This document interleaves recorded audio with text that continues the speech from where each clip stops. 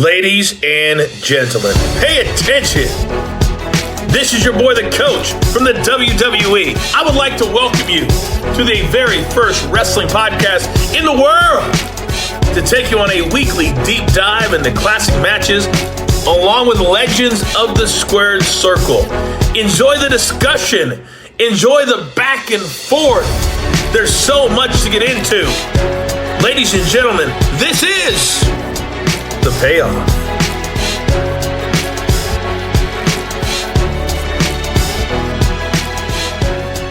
Welcome to an all-new episode of The Payoff. I'm Tom. That's Jeff. Jeff, wasn't your nickname in college Latino Heat? Yeah, you wish. I wish. Seriously, no. It was definitely not. I did not have a Latino World Order shirt either. I know. I think I had an Austin.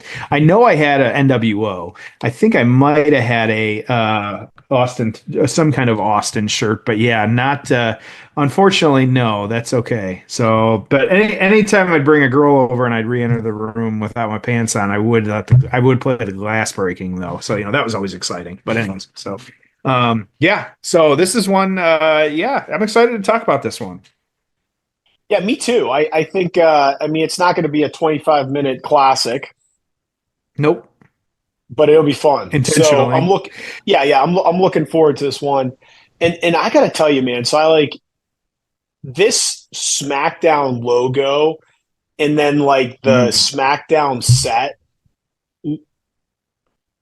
Why wouldn't we have once a year, and it could be the same week, old school Raw, old school SmackDown? Yep. It's like a team. It's like your favorite team wearing their throwback jerseys.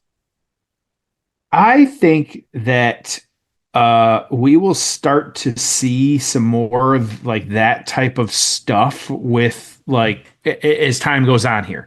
I think Netflix affords them a little bit more, creative freedom to try something out maybe a little bit and kind of see what happens. And because I saw, was it Reddit or somewhere, and maybe at this point they've announced it, but I actually saw a post that said they're planning on doing a behind the scenes.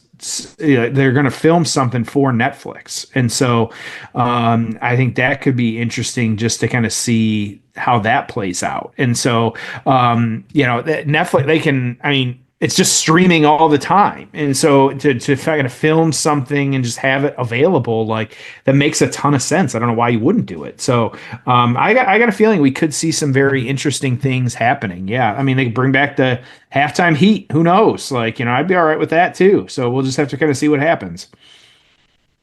Yeah, I think that would be a really cool touch, and then you could work in some legends, and I don't know why you wouldn't do it. I feel like it would pop a good rating for sure. Yep. Yeah, absolutely. Right. So let's jump into this one. I think it's gonna be fun. I'm looking forward to covering it. Yeah, so this one was just, we always talk about why. This was we had the 10 under 10. This was the, 5 under 5. And so this is going to be a very short match, but very much worth it to kind of check out and see what's happening. I have not spent the about 3 minutes spoiling myself in watching it. And so we're going to do this together. Good. All right. I'm looking forward to this one. Let's get into the build. Oh, it's time for the build. All right, so Smackdown. We're in your hometown. Yep. We're at the Conseco Fieldhouse. November 14th, 2000 is when this took place, but then it aired on November 16th. So, Crash Holly and Hardcore Holly are going to defeat TNA of Albert and Test, accompanied by Trish in 3 minutes. Too Cool is going to defeat Raven and Taz in 3 minutes. Then we get the match we're covering. We then get the Dudley Boys and the Hardy Boys defeating Right to Censor in 1 minute and 44 seconds. Kane and Kurt Angle are going to defeat Chris Jericho and The Undertaker in a 5-minute no DQ match. K-Quick and Road Dogg are going to defeat Dean Malenko and Perry Saturn in 4 minutes. And then The Rock is going to defeat Chris Benoit in 12 minutes by DQ. Jerry Lawler and Michael Cole are on commentary. Man, it's a lot for a 2-hour show. 3, 4, 5, 6, 7 matches in a 2-hour show. Yeah. And not bad ones either. Like, there's a lot of big names on this card. Yeah. I mean, that's I say at the time, a solid finish. Rock and Benoit, like, even though it's DQ, but still really good. Like, yeah, interesting stuff. So getting into this one, kind of, how we got here and all that you've got these guys. I'll start by saying Guerrero and Austin didn't have a ton of overlap between the two of them, but we'll go back a little bit here. So this was SmackDown, November 16th, 2000. We're going to go all the way back to King of the Ring. In 2000, that was taking place in June. It's not that long ago, but you had China, and you had a China Guerrero upset, and so Guerrero pinned her to advance in the King of the Ring tournament. So then at SummerSlam in August, you had Guerrero and China taking on Trish Stratus and Val Venus, who at the time was the Intercontinental Championship. That title was on the line. China actually got the pin on Trish, so that's how she became the Intercontinental Championship or a champion for the second time. And so whoever got the pin got that. She did. So so Guerrero, he said even though he didn't mind her being that, he still wasn't happy about it, and so he put himself in a match between China and Kurt Angle that he didn't want Angle to hurt his mamacita. And so, of course, Angle kind of do that. Guerrero, say, quote unquote, accidentally pinned China on that one. And so he got the Intercontinental belt back from that. And so there was a whole back and forth. He was upset because she was in Playboy at that point. And so, yeah, just a lot of back and forth. But they ended up proposing to her as well, too, as we know. She helped him win the title against Rikishi. The engagement was called off because when he was showering, Guerrero was showering with some of the Godfather hoes. And so, and the quote I always appreciate, 2 mamacitas are better than 1. So there you go. So doing that. So Guerrero heel at that point. You then actually, too, at that point, we'll see it a little bit before this match, reuniting with the Radicals. And so they were feuding with who at the time, a reformed D-Generation X, who was China, Billy Gunn, Road Dogg, like kind of, doing that. So Austin, on the flip side of this, he held on. He was the WWF champion until SummerSlam of '99 when he lost that one to Mankind. It was a triple threat match with Triple H. And then he would get a rematch at No Mercy, but he lost after The Rock hit him with a sledgehammer. And then there was the advertised triple threat match at Survivor Series, but he got run down by the car, as we all know. And the kind of all the back and forth that happened with all of that. So we thought it was Rikishi, but then kind of revealed that Triple H involved at that as well too. So just a lot of those storylines were playing out at that point. So these two didn't really have a ton of interaction. Like we'll see it. There was a little bit of a pre-match angle here that we're going to watch because this is so short. But yeah, just it was one of those like kind of fell into our lap type thing, and that's how we got it. Love it. This will be fun. Be a fun one. Something different. I like it. 36-minute mark of the November 16th SmackDown, Season 2, Episode 46. 36 minutes. We're going to watch a little bit of the shenanigans before the match, and then we'll shift into this short match. Jeff, are you ready? Yeah, I'm ready. All right. It's time for the payoff. So maybe I'll start drinking some of your beer. Oh. Of course, it's not as good as tequila, but it'll do. I'm telling you, this is a tell crap. you what, Austin. So he's just in the ring running down Austin. Yep. Just Guerrero just cutting a promo at this point. Yep. Yeah. So we cut now. We're backstage. You got Terry Runnels. That's Perry Saturn. They're watching TV. They're actually watching Face On. They don't see that very often. You got Dean Malenko and Chris Benoit, too, just kind of hanging out. And then someone walks into the room pushing a cart of food. And who is it? It's Austin. And it just cracks Malenko, cracking everybody. Ooh, right over the head.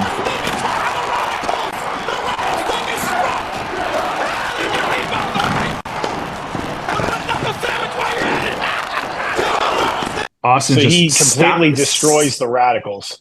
stomping a mud hole in them. Yep, as JR would say. Yep. And Guerrero watching as they just beat them all up back there. Yep. Just absolutely destroyed them. And so you got Austin now climbing into a forklift. Boy, this man, he drove his CDL. Like, if you got stamps for the different vehicles you drove with your CDL, this guy's got to have just everything. So what he did was he backed it up so that they can't get out of the room. Yeah, and so to block the door. Yep. And so good move there on Austin. But man, he has driven everything under the sun at this point. So yeah. Chant for Austin, of course. Self-preservation of a part of the rattlesnake. And the heat is going to be cool. It's going to turn cold. It's going to turn stone cold. There he comes. Stone Cold Steve Austin. Man, look at that crowd. I mean, he has gotten the biggest pops in the history of pro wrestling, right? I mean, there's nothing. Yep.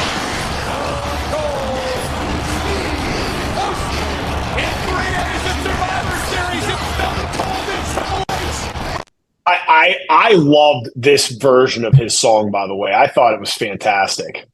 Yeah, absolutely. With the lyrics. So he's coming in.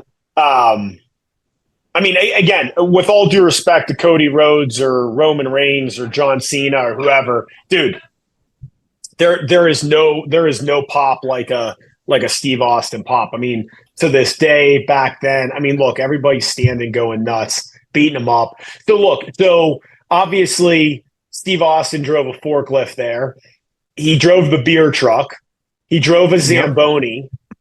He once drove a monster truck and crushed the Rock's car.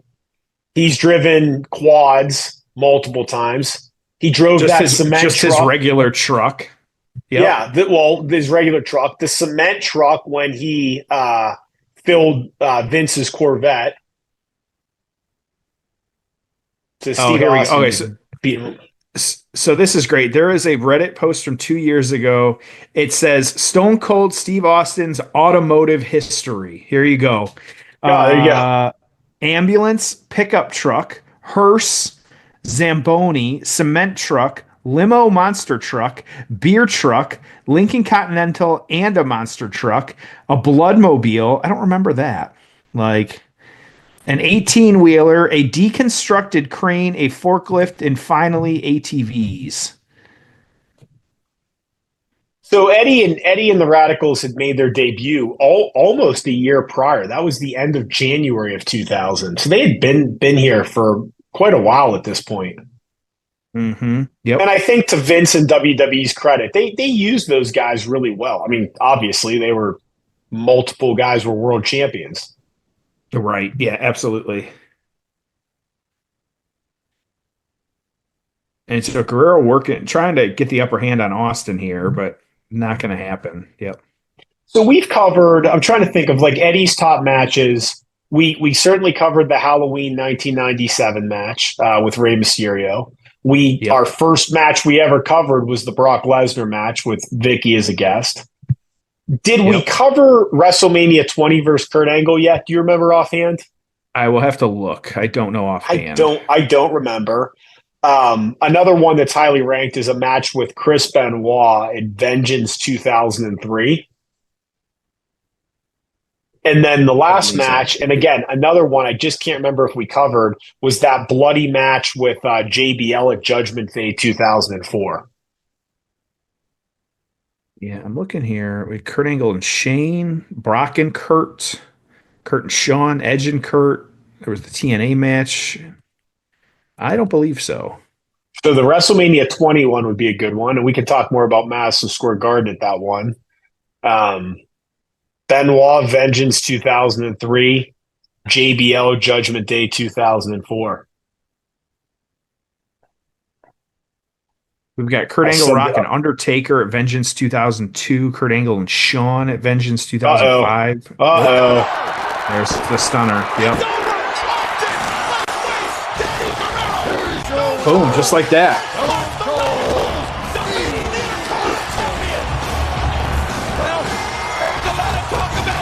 I mean, they love him. Clean him up. Yep. Wow. Okay, there you go. Cleaned up shop. Yeah. God, it's hard to believe WCW is still in business at this point. Little trivia for you. How much did Steve Austin make this year in the year 2000? Oof. Oh, in 2000. God, 5 million. Got to be more than 12 million. Yeah, I was going to say it had to be a lot. Yeah.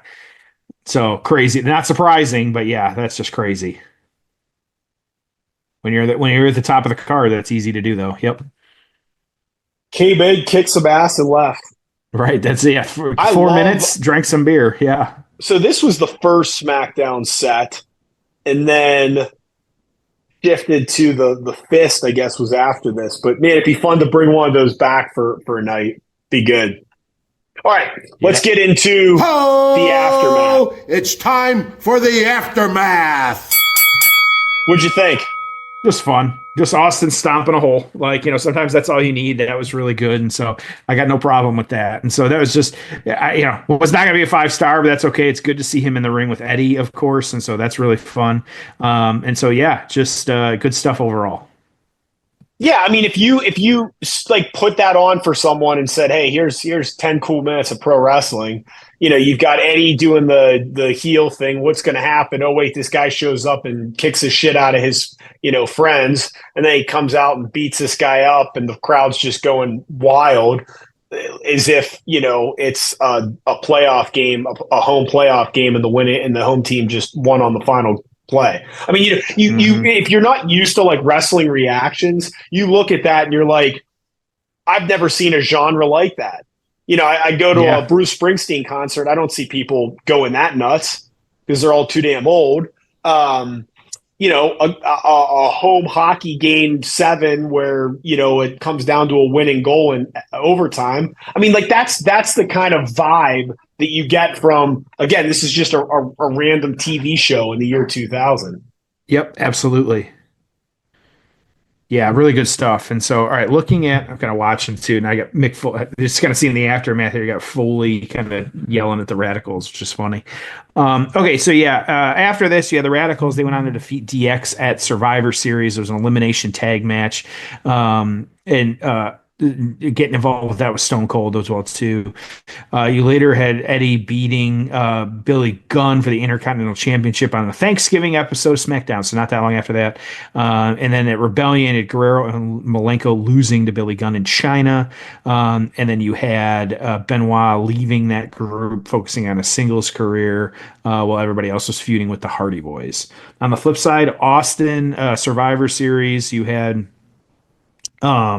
try to run him down with the car again, and so having that, but then flipping Triple H's car with the forklift, letting it drop, doing it. So just kind of crazy. Winning the Royal Rumble that January 2001, eliminating Kane as the last person, and then ended the Triple H rivalry. It was No Way Out. This was the 3 stages of Hell match with Triple H defeating Austin 2 falls to 1. So 2000, this one, interesting. Austin wasn't ranked because he was out for a little bit, but then Guerrero was 20.